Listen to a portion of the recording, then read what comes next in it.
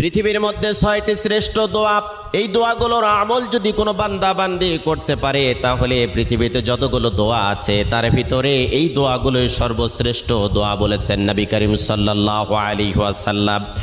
কোনো বান্দা বান্দি যদি যতই বিপদে থাক, কষ্টে থাক, দুর্ভিক্ষে থাক, উৎকণ্ঠার মধ্যে থাক না কেন, সকাল থেকে সন্ধ্যা পর্যন্ত যদি কোনো বান্দা বান্দি দরুদ শরীফের আমল করতে পারে, রাতের বেলা যদি দরুদ শরীফের আমল করতে পারে, হাজারো অশান্তির দাবানল থেকে আল্লাহ রাব্বুল আলামিন শান্তি দান করবেন।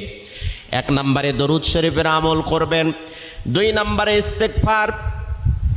আপনার মুখটা এমন হয়ে যাবে আল্লাহ রাব্বুল আলামিনের কাছে দোয়া করার সাথে সাথে আপনার দোয়াটা কবুল হয়ে যাবে। সব সময়ের জন্য পড়বেন আস্তাগফিরুল্লাহাল্লাযী লা ইলাহা ইল্লা হুয়াল হাইয়ুল কাইয়্যুম ওয়া আতুবু ইলাইহি।